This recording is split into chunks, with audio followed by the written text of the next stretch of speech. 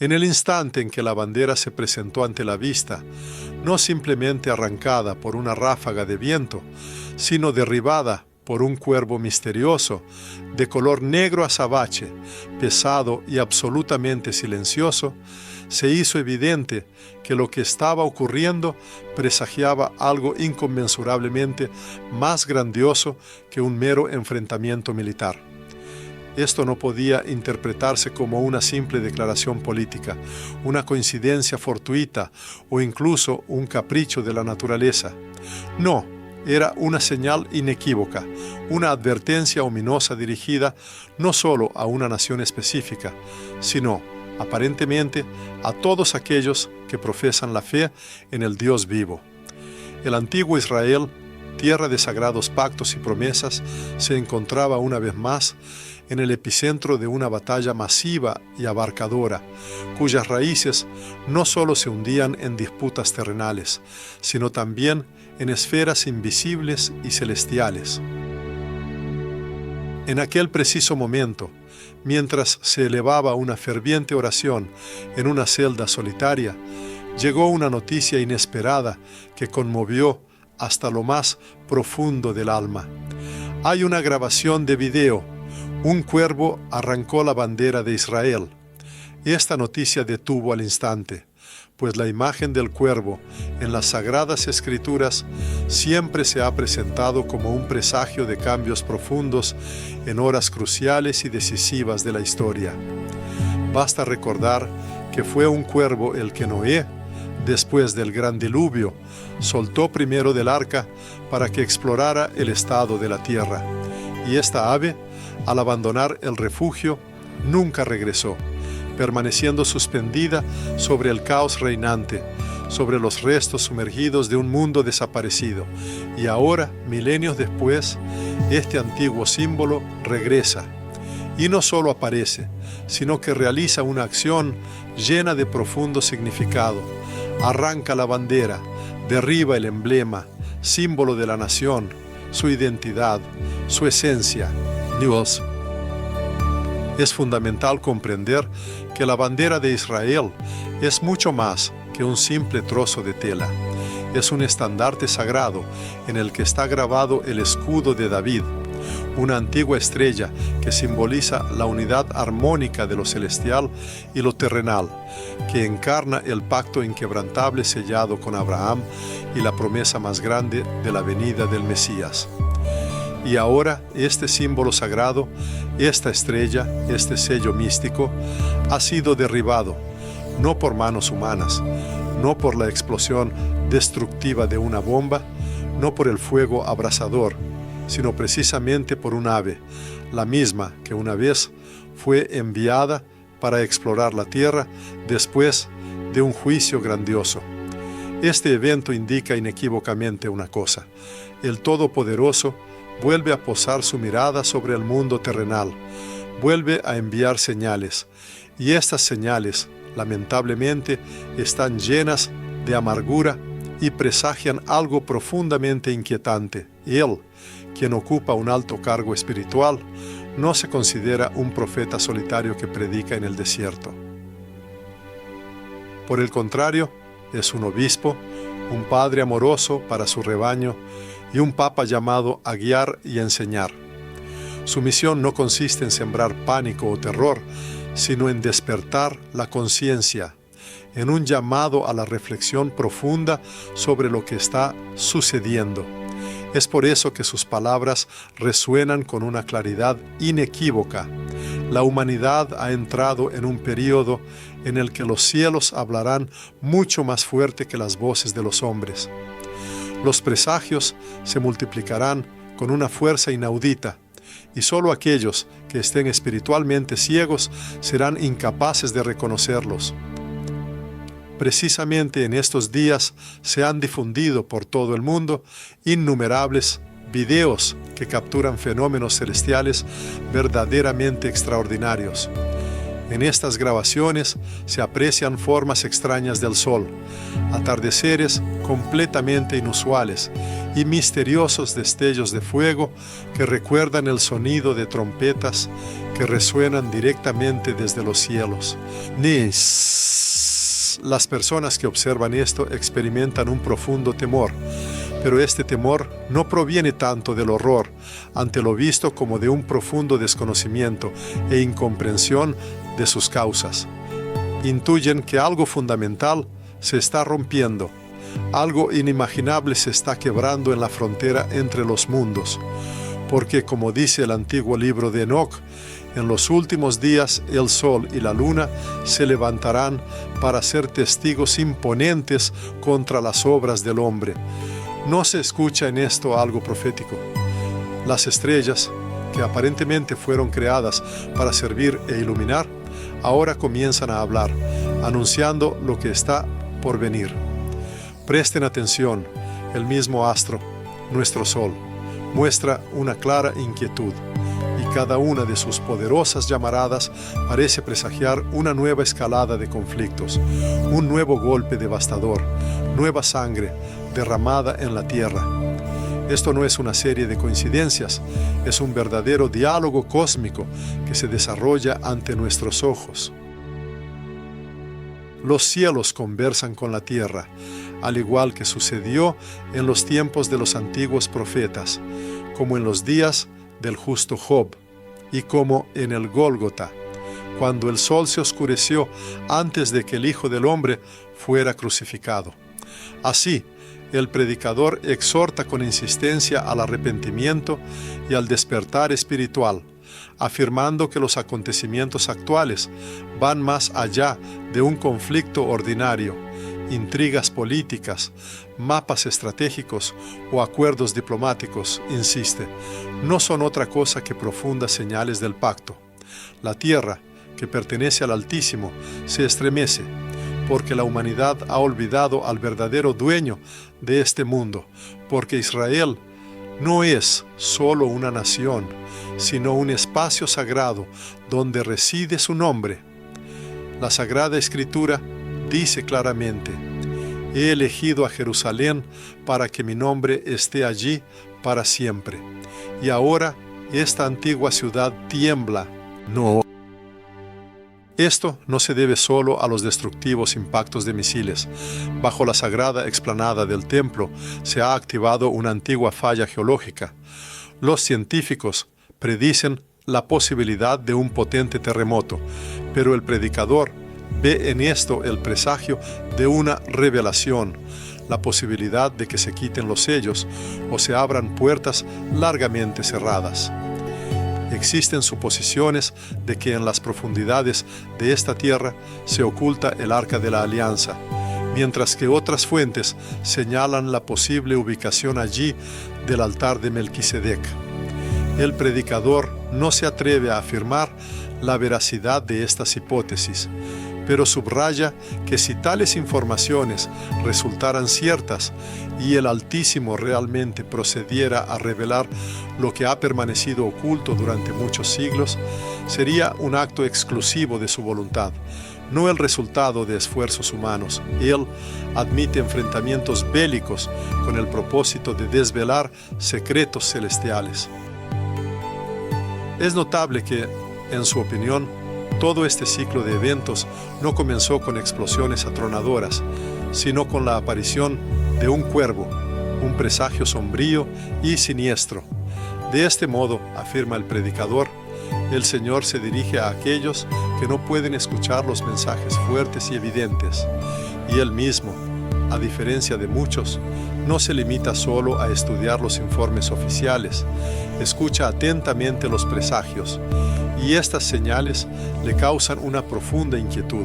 Él ha observado cómo los cristianos de todo el mundo contemplan lo que sucede con profunda apatía, o con temor a actuar, o se encuentran en un estado de confusión, vacilando entre los flujos de noticias, posiciones e ideologías contradictorias. Sin embargo, enfatizó insistentemente, se puede discutir sobre la razón de uno u otro bando, pero es imposible guardar silencio cuando las señales del tiempo son evidentes, porque el Señor sin duda le pedirá cuentas a la iglesia por su silencio en la hora en que Jerusalén está angustiada. Nia. Como palabra profética resonaba el llamado del Señor: ¿quién está de guardia? ¿Quién me invoca? ¿Quién alzará su voz? Él mismo alzaba su voz porque creía firmemente que no todo estaba perdido. Todavía existe un remanente fiel. Hay quienes escuchan, quienes se lamentan, quienes se levantan en medio de la noche para orar, quienes guardan a Israel en su corazón. Esto no es una moda pasajera, sino el cumplimiento de un antiguo pacto.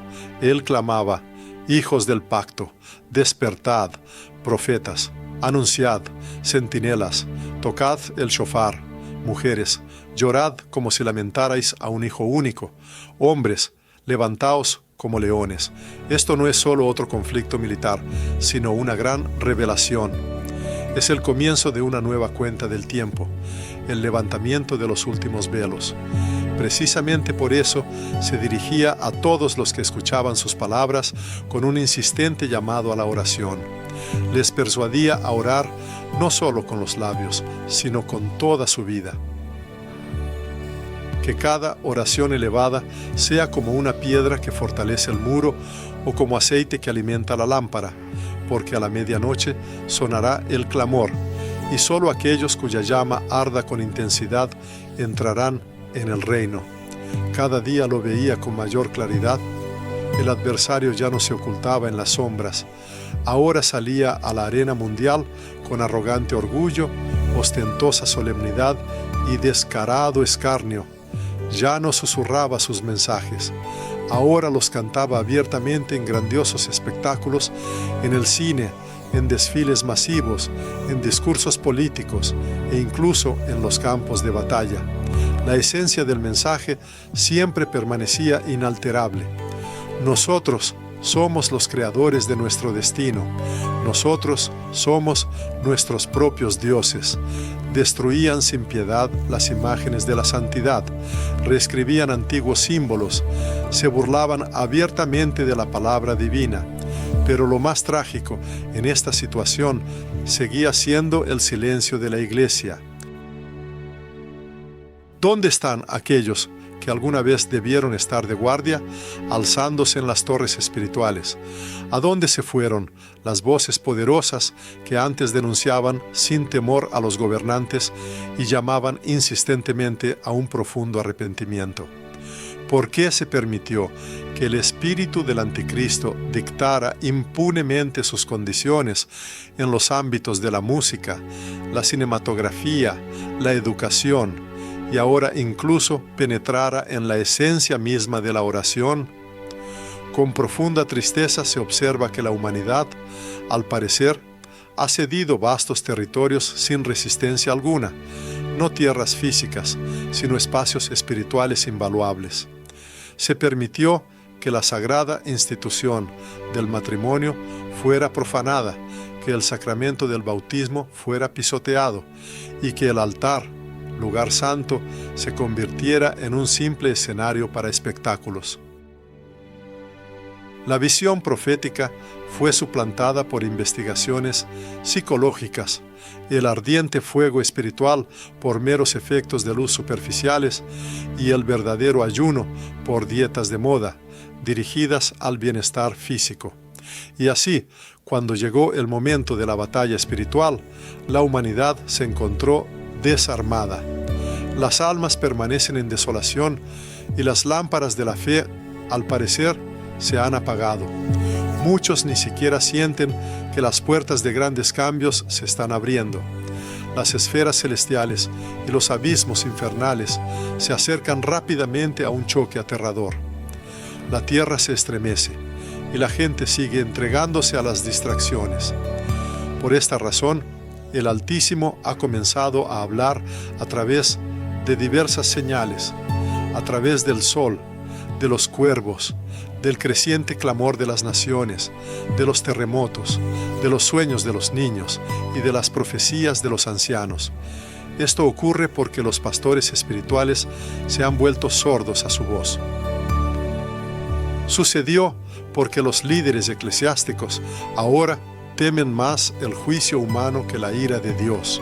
El orador recuerda un incidente ocurrido una vez en América Latina cuando celebraba una misa en una región gravemente afectada por una devastadora inundación.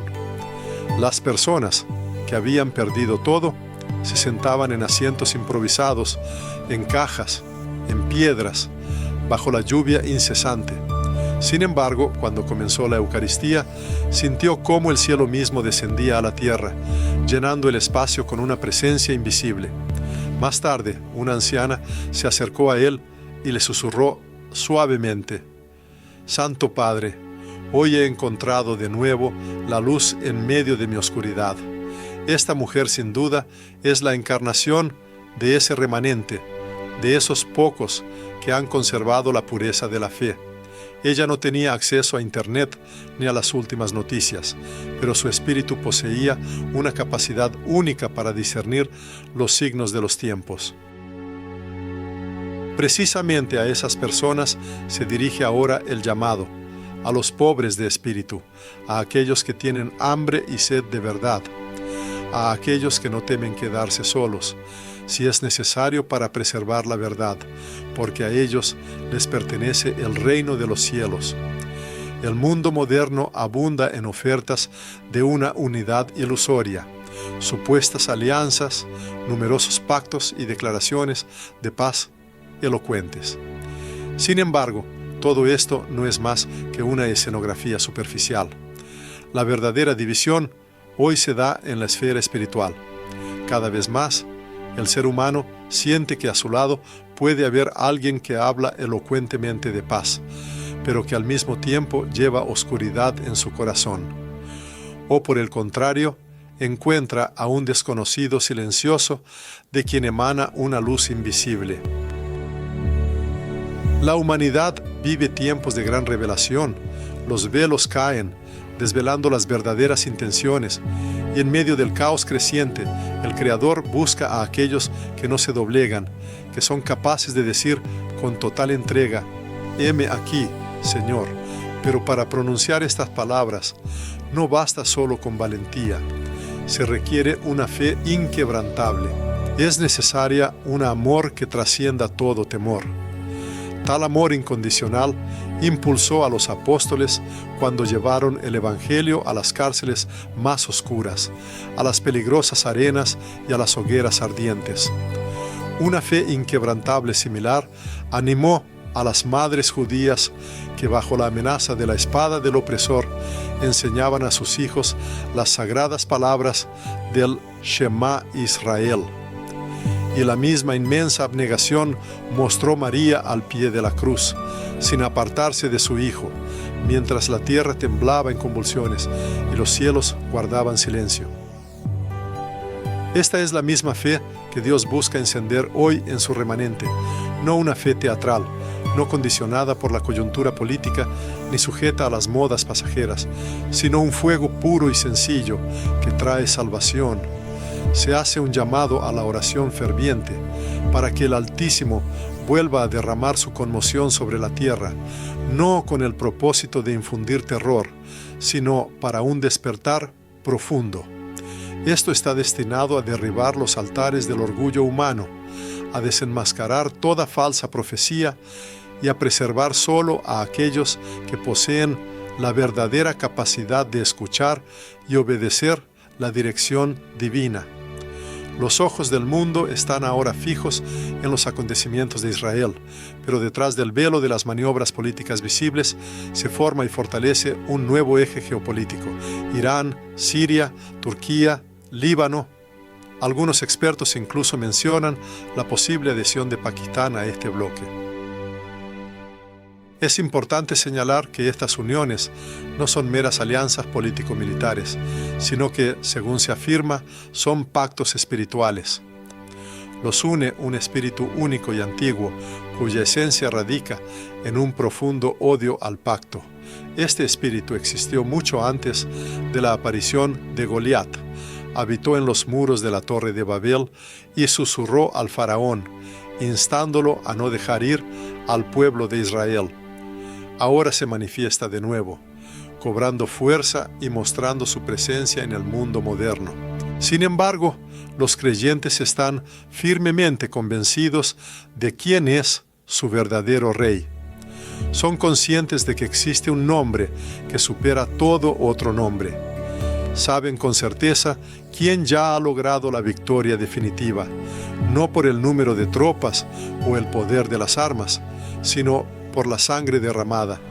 Es esta sangre derramada, según se afirma, la que ahora cubre y protege a Israel, a la Iglesia, a todas las naciones, familias, así como a la juventud y a los niños.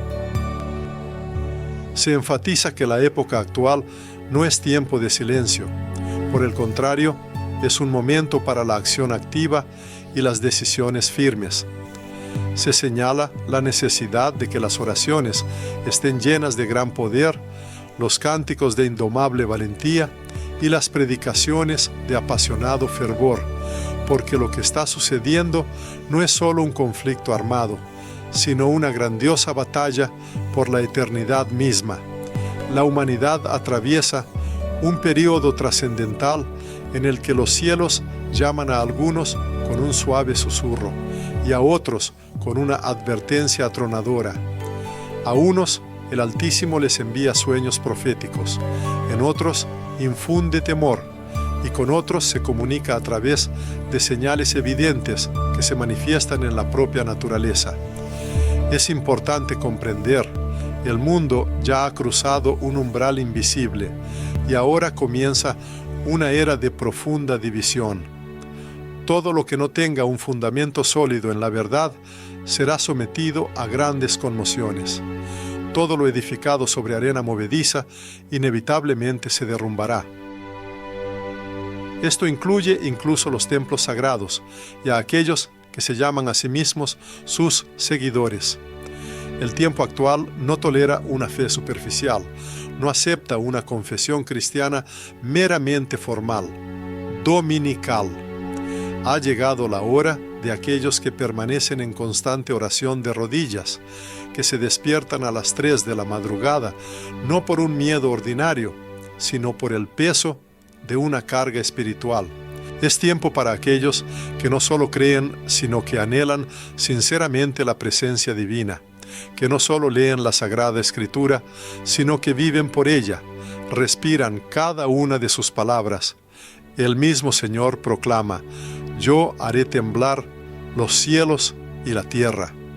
Y estas conmociones ya han comenzado a manifestarse, primero a través de potentes erupciones solares, luego a través de fenómenos celestiales inusuales, después a través de la aparición de fuerzas hostiles en las fronteras de los estados.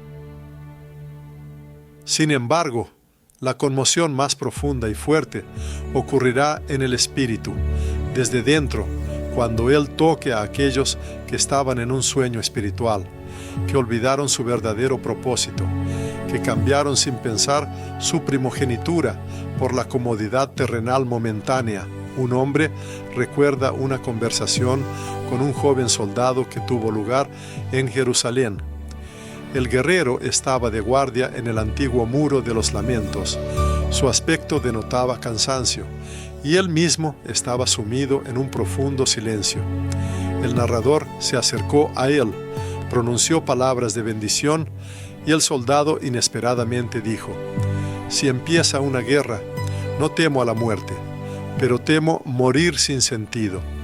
Estas palabras penetrantes conmovieron al narrador mucho más que miles de informes oficiales, porque en ellas latía el verdadero corazón de la generación actual, el miedo al vacío existencial. La gente de hoy no teme tanto a la muerte en sí, como a que su partida no tenga ningún significado, a que toda su vida resulte en vano. Es por eso que el adversario hoy dirige sus fuerzas a atacar el sentido, cegando a la generación actual no con fuego destructivo, sino con un vacío que todo lo consume. No busca destruir, sino que prefiere disolver, privar de contenido. Como resultado, la batalla espiritual se ha transformado en una guerra encarnizada por la búsqueda y preservación del sentido. Por esta razón, el epicentro de esta grandiosa batalla es Jerusalén, porque no es solo una ciudad antigua, tiene un profundo significado simbólico, siendo un punto de intersección de épocas, pueblos y promesas divinas. Es el verdadero corazón del pacto, y el enemigo lo sabe perfectamente. Si logra cegar el corazón, todo el cuerpo inevitablemente se debilitará. Sin embargo, el Señor no permitirá que su corazón sea vencido. Él nunca abandonará Jerusalén. Él no romperá su pacto sagrado.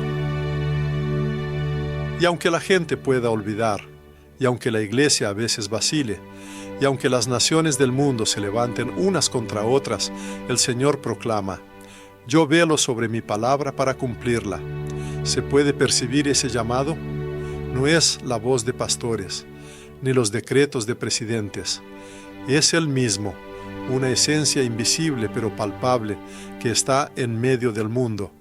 Así como se reveló a Moisés en la llama de la zarza ardiente, como permaneció con Daniel arrojado al foso de los leones, como protegió a los jóvenes en el horno ardiente, como estuvo junto a la tumba de Lázaro, presagiando la resurrección.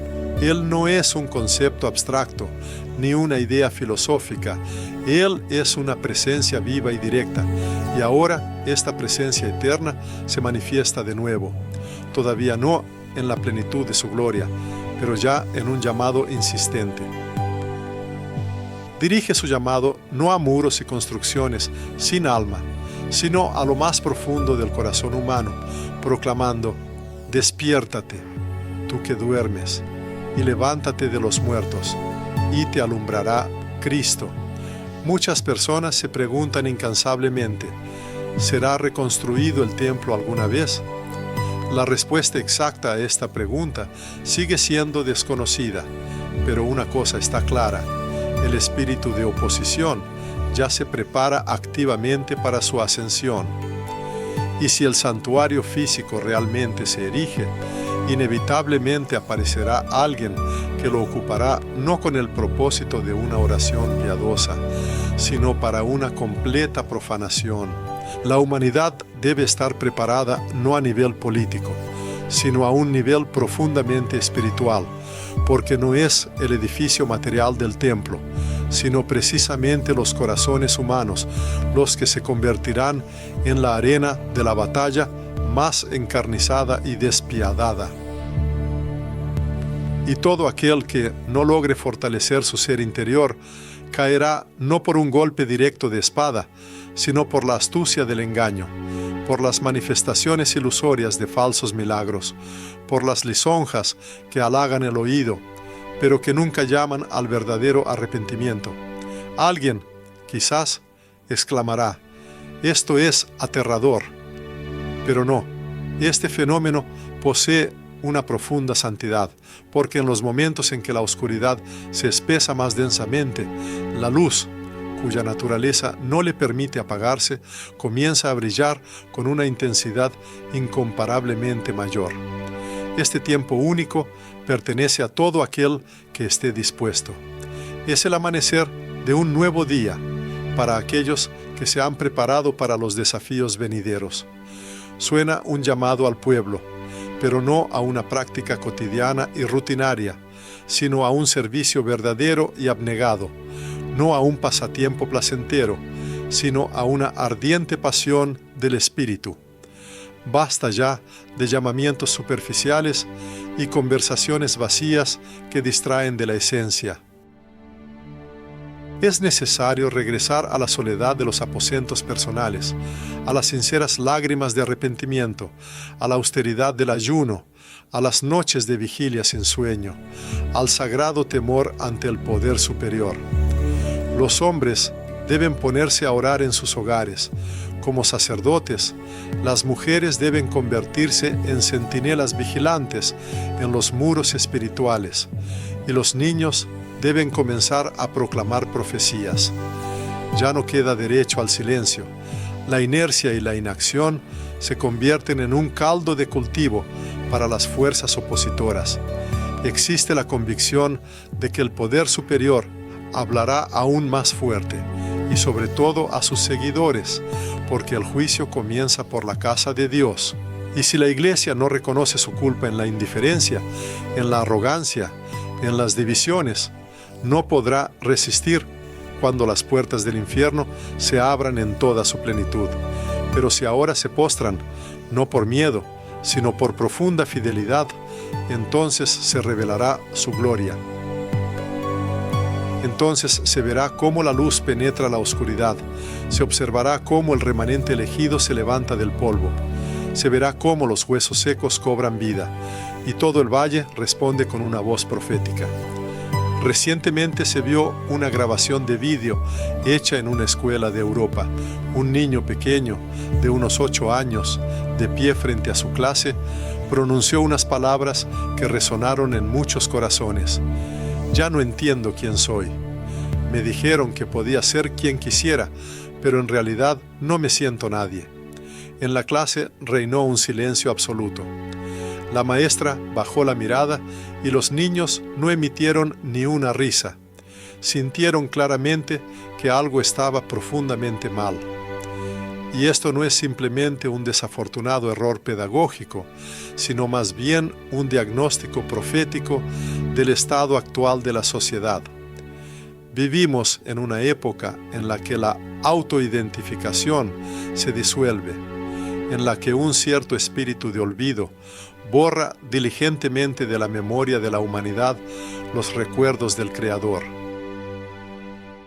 Es un tiempo en el que el hombre puede llevar una cruz al cuello, pero al mismo tiempo ignora por completo la verdadera razón de la crucifixión, en el que las almas permanecen vacías, mientras las mentes están excesivamente saturadas de información. Se ha producido un cambio de conceptos. La libertad ha sido erróneamente tomada por caos y confusión. Se eleva una oración por la joven generación, por aquellos que crecen rodeados del brillante resplandor de las pantallas, pero que permanecen en la profunda sombra de la verdad, que manejan con maestría los dispositivos digitales, pero que han olvidado por completo cómo dirigirse a Dios. El mundo los ha engañado arteramente. Les prometió que todo era posible, pero no les explicó el verdadero sentido y propósito. Les privó de la ley moral, pero a cambio no les dio el pacto salvífico, y ahora el espíritu del anticristo se dirige precisamente a ellos. No a los mayores, cuyo camino ya ha sido recorrido, sino a los jóvenes, porque son ellos los portadores del futuro. Sin embargo, él cree que el Altísimo levantará una generación que conservará la memoria no en dogmas secos y conocimientos librescos, sino en la llama viva del Espíritu, no a través de doctrinas teóricas, sino a través de encuentros auténticos y profundos. Se levantarán jóvenes, como el profeta Jeremías, que anunciarán valientemente la verdad a pesar de que sus voces no sean escuchadas en el mundo que les rodea. Se levantarán vírgenes como María, que con profunda humildad dirán: hágase en mí según tu palabra, sometiéndose por completo a la voluntad divina. Y despertarán niños como el joven Samuel, capaces de escuchar la voz del Señor en el silencio de la noche, cuando todos los demás están dormidos. Pero para que esto suceda, ellos, los mayores, deben arrepentirse profundamente. Su culpa radica en un largo silencio, en una culpable complacencia, en haber traicionado los valores sagrados, cambiándolos por la comodidad momentánea. Permanecieron inactivos cuando el estandarte de la verdad se bajaba, aceptando la seductora lisonja del mundo en lugar de la severa, pero purificadora, reprensión del Espíritu. Se permitieron olvidar que su fe fue adquirida a un gran precio, el precio de la sangre. Por eso, hoy se dirige no solo como líder espiritual, sino como padre, como hermano, como quien es agudamente consciente de la crítica escasez de tiempo. La humanidad está al borde de un punto de inflexión decisivo. Si un arrepentimiento sincero no prevalece, las olas dispersas del mal se fusionarán en un tsunami destructivo. Y si no hay un levantamiento espiritual, la caída será mucho más profunda de lo que se puede imaginar. La Sagrada Escritura dice: si mi pueblo, que es llamado por mi nombre, se humilla y ora, entonces yo escucharé. Estas palabras no son meramente una fórmula ritual, representan un llamado profundo y abarcador a la transformación. El Altísimo no busca a los impecables o infalibles. Él busca corazones llenos de disposición para la acción y la humildad. Él llama a aquellos que son capaces de reconocer su limitación, diciendo: yo no puedo solo, pero contigo todo es posible, porque la humanidad se acerca al punto culminante, al último giro de su historia. Los acontecimientos se aceleran vertiginosamente, los misterios se revelan, los destinos se deciden. La venida de Jesucristo es inevitable. Aunque muchos ya han escuchado estas palabras, ha llegado el momento no solo de conocerlas, sino de sentir su esencia profunda y abarcadora. No es un eslogan vacío ni una teoría abstracta, es un fuego purificador, y su cercanía es palpable.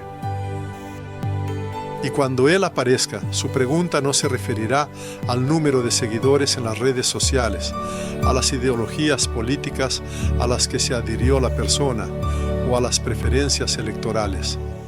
La única pregunta que importará será: ¿ardía tu corazón con fe y amor sinceros?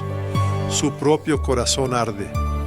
Y esta llama no proviene del orgullo o de un sentimiento de propia justicia, sino de un profundo temor a presentarse ante Él con las manos vacías, sin los frutos de la fe.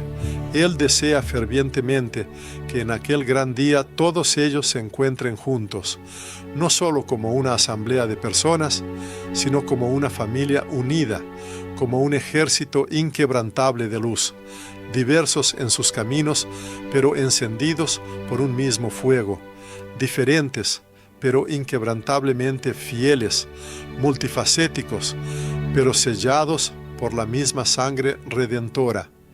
El orador expresa su profunda convicción de que inevitablemente amanecerá. No, afirma con firmeza que la oscuridad no está destinada a triunfar y que las tinieblas no obtendrán la victoria final. La Sagrada Jerusalén, a pesar de todas las predicciones, no caerá, y el remanente, aunque pequeño pero fiel, no se disolverá sin dejar rastro en el torrente del tiempo. Sin embargo, antes de que estas esperanzas se cumplan, la humanidad deberá superar duras pruebas. Tendrá que pasar por tormentas, enfrentarse a guerras destructivas, sobrevivir a terremotos, experimentar profundas aflicciones, encontrarse con la amarga decepción y la opresiva soledad. No obstante, subraya que no se encontrarán abandonados a su suerte. Con ellos permanece Emmanuel, que significa Dios con nosotros. Con ellos está siempre el Dios del pacto, que cumple invariablemente sus promesas. Con ellos está aquel que obtuvo la victoria final sobre la muerte. Y si una fuerza tan poderosa está de su lado, ¿quién se atreverá a enfrentarlos? A continuación, el orador dirige su mensaje a cada persona, instándola a prestar atención. Subraya que precisamente ahora ha llegado el momento decisivo para actuar. No se deben posponer las decisiones importantes, esperando tiempos más favorables o mejores circunstancias. Tampoco hay que ceder a las falsas dudas y considerarse indigno. Basta con pronunciar unas palabras sencillas pero sinceras. Señor, heme aquí. Insta encarecidamente a no guardar silencio, porque los cielos no valoran las manifestaciones superficiales de aprobación, como los me gusta en el mundo moderno, sino las voces sinceras y auténticas. Si una persona se atreve a alzar su voz en oración o en un llamado, el Altísimo sin duda le dará su respuesta. Para finalizar, el orador pronuncia de todo corazón una bendición, haciéndolo en nombre de la Iglesia y en nombre de Cristo. Nos expresa el ferviente deseo de que el fuego interior de la fe no se extinga, que la luz guía de la esperanza no se apague y que la fe misma no se debilite en el alma de cada persona. Esto es especialmente importante, subraya, ya que el individuo no es solo un observador pasivo de los acontecimientos, sino que representa una parte integral del gran cumplimiento profético.